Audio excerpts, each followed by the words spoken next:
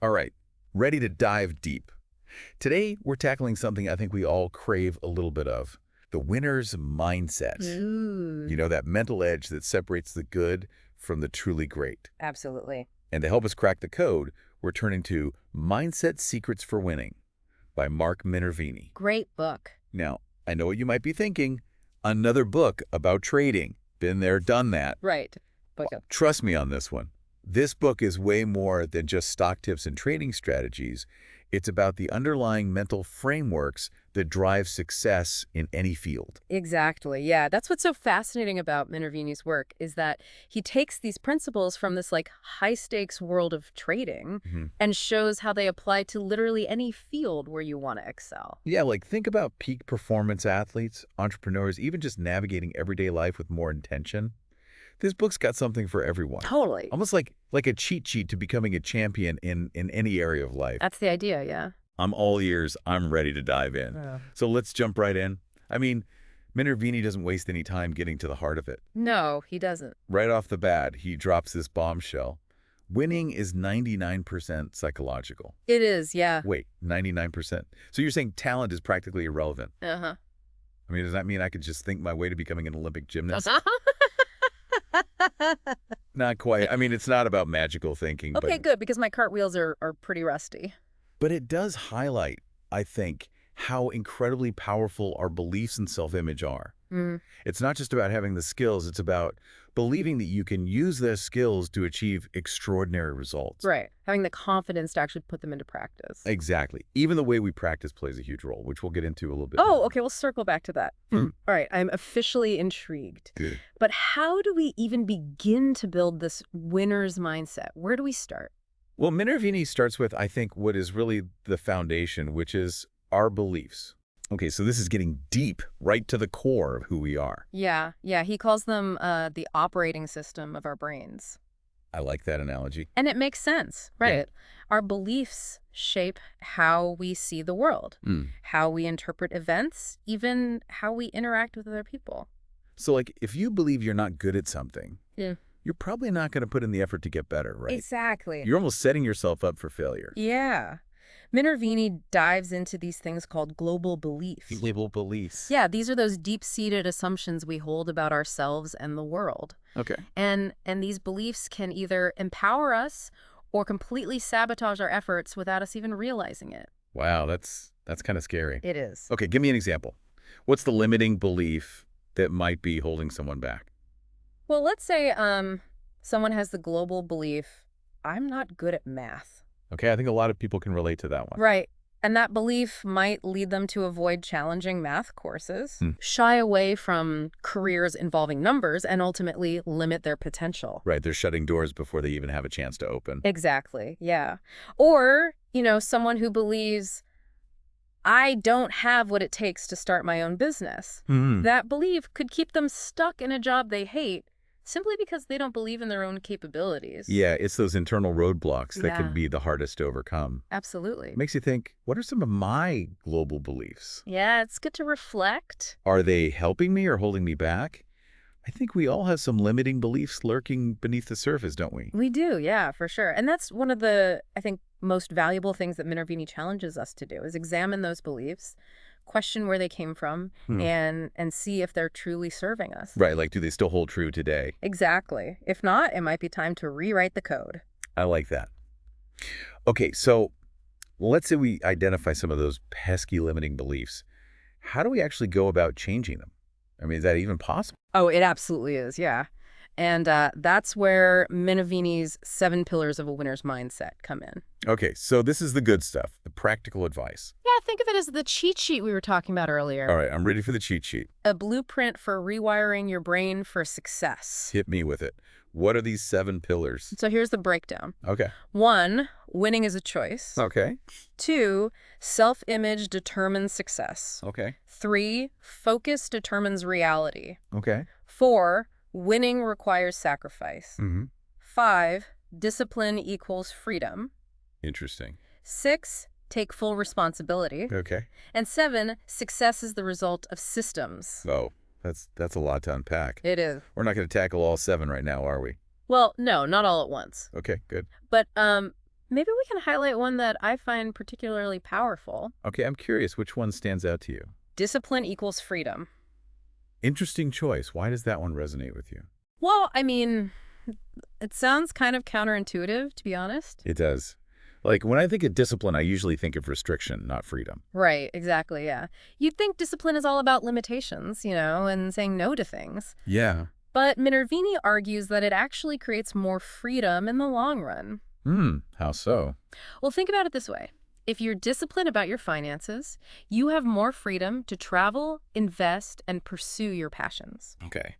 If you're disciplined about your health, you have the freedom to enjoy an active lifestyle and avoid health problems later on. Okay, I'm starting to see the connection. Right. It's like short-term discipline equals long-term freedom. Yeah, it's like building that solid foundation that allows you to create the life you truly want. I like that. So it's not about deprivation. No. It's about making choices that empower you. Exactly, yeah. It's about mastering yourself so you can master your life. It's about setting boundaries and sticking to them, which ultimately creates more choices and possibilities down the road. That's powerful. It's making me think about my own habits. Oh, yeah. Am I really being disciplined in the areas that matter most to me? Am I setting myself up for that long-term freedom? That's the question we all need to ask ourselves. And it leads us to, I think, Minervini's next big point, which is the importance of practice. Okay. But not just any practice. All right, here's where it gets really interesting. We're talking about deliberate practice. Deliberate practice. Okay.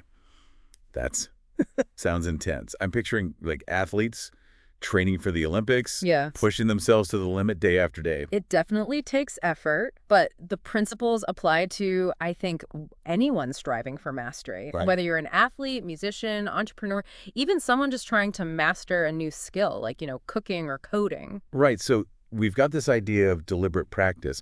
What exactly makes it different from like regular practice? Yeah. We've all spent hours practicing something, but what are we missing? Well, I think of it this way. Regular practice is kind of like going through the motions. You might be putting in the time, but you're not necessarily challenging yourself or focusing on specific areas for improvement. It's like, playing that same song on the piano over and over again without really paying attention to the nuances or trying to improve, like, the tricky parts. Yeah. Or just kind of mindlessly scrolling through social media, telling yourself you're working on your marketing skills. Exactly. You're not really pushing yourself. Right. It's about being intentional and strategic with your practice time. Yeah. It's not just about clocking in the hours. It's about making those hours count. Exactly. Deliberate practice is all about pushing beyond your comfort zone, identifying those weaknesses, and working specifically on those areas. You're not just repeating what you already know. Yeah. You're actively seeking out challenges, pushing your limits. I see. So it's about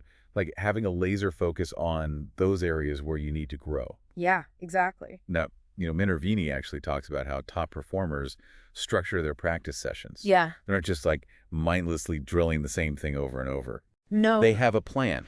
Right. There was this example he gave of a world-class violinist who would spend hours perfecting a single difficult passage before moving on. Like, that level of focus and attention to detail, that's deliberate practice in action. Yeah, that's a great example. Yeah.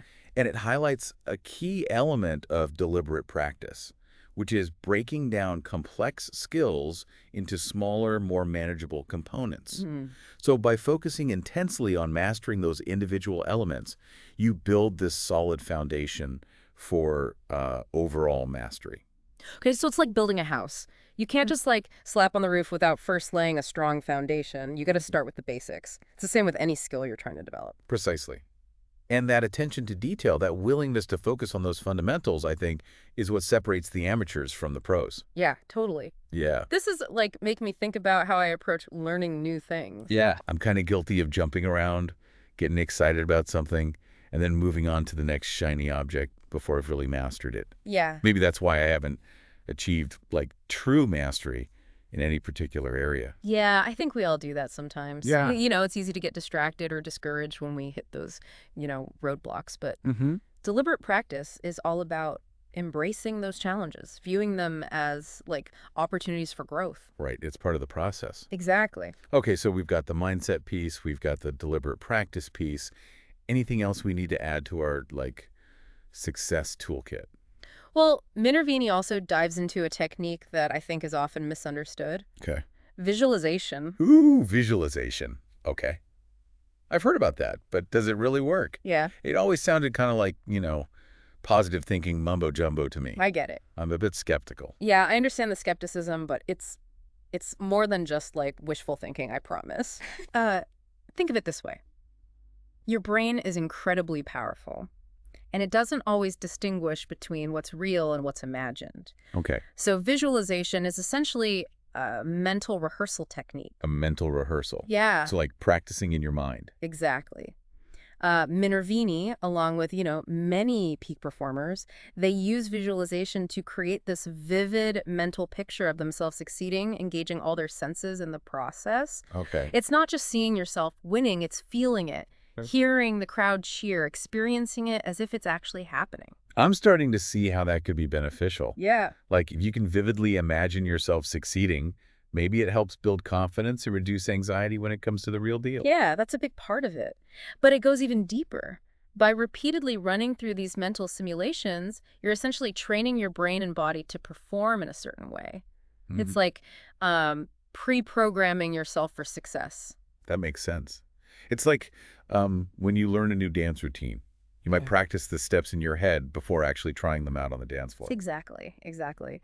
And Minervini gives this incredible example of an Olympic skier who used visualization to prepare for her downhill runs. She would mentally rehearse the entire course, feeling the wind in her face, the pressure on her skis, even visualizing herself like smoothly navigating each turn. Wow. She was essentially creating this like mental blueprint for success. Yeah, I can see how that would be incredibly helpful, especially in a high-pressure situation like the Olympics. Like, by repeatedly experiencing success in her mind, she was building the confidence and the muscle memory needed to, like, perform at her best when it really mattered. And that's the power of visualization, I think. It's not just about, positive thinking. It's about creating a clear mental roadmap for your brain and body to follow. Right. So it's almost like you're tricking your brain into believing it's already happened, In a way, yeah. which then makes it easier to achieve in reality. Yeah, it's really fascinating. It's really, really interesting. I'm definitely going to try incorporating this into my own life. I mean, it makes you wonder, what could we all achieve if we consistently visualized ourselves succeeding? It's an exciting thought. It is, right. Yeah. Imagine you're like about to give a big presentation or have a challenging conversation, or even just trying to hit a personal fitness goal. Mm-hmm. Taking the time to mentally rehearse those scenarios could make a huge difference. Absolutely. And that brings us to, I think, Minervini's final message, which is all about um, living with intention. Living with intention. Yeah. Okay. Tell me more. What does that even mean? It's about recognizing that success isn't just about, like, hitting a specific goal. Okay. It's about the journey Mm-hmm. and the person you become along the way. It's not just about winning the game. It's about becoming the kind of person who wins ends, period. Yeah, that's it. It's about cultivating a winning mindset that kind of permeates every aspect of your life. It's not just about, like, external achievements. Mm-hmm. It's about the internal transformation, right? It is. It's about constantly striving for excellence, not just in, what you do, but in who you are as a person. Yeah, I love that. This deep dive has really got me thinking about how I define success. It's not just about, like, checking off items on a to-do list. Right. It's about the growth, the self-discovery that happens along the way. Yeah, that's, I think, a key insight, and it's something that Minervini really emphasizes, throughout the book. He reminds us that true success is an inside job. It starts with us. It does. It starts with our thoughts, our beliefs, and our commitment to becoming the best version of ourselves. This deep dive has been incredible. It has. We've covered so much. We've talked about the power of beliefs, the importance of deliberate practice, and the incredible potential of visualization. Yeah. It feels like we've been given this toolkit for success. Yeah, it's amazing how much wisdom Minervini packs into this book. It's a reminder that success isn't some mysterious force reserved for, a select few. It's something that we can all achieve with the right mindset and approach. I couldn't agree more. So for all of our listeners out there who are ready to embrace this winning mindset, what's the one key takeaway they should remember from this deep dive? Mindset matters. Your beliefs, your self-image, your thoughts, they all shape your reality. By consciously cultivating, a positive, empowering mindset, you can unlock your true potential and achieve incredible things. Powerful stuff. So as we wrap up this episode, I want to leave you with a challenge from Minervini. He says, winning is a choice. What's one small step you can take today to start shifting your beliefs or practicing more intentionally? Maybe it's setting aside 30 minutes for deliberate practice or visualizing yourself nailing that upcoming presentation. Whatever it is, take action. Don't wait for success to come to you. Go out and create it. Yeah, and remember, the journey to mastery is ongoing. Always room for growth. Always, always more to learn and discover. Well, on that note, thanks for joining us on this deep dive into mindset secrets for winning. Until next time, keep learning, keep growing, and keep winning.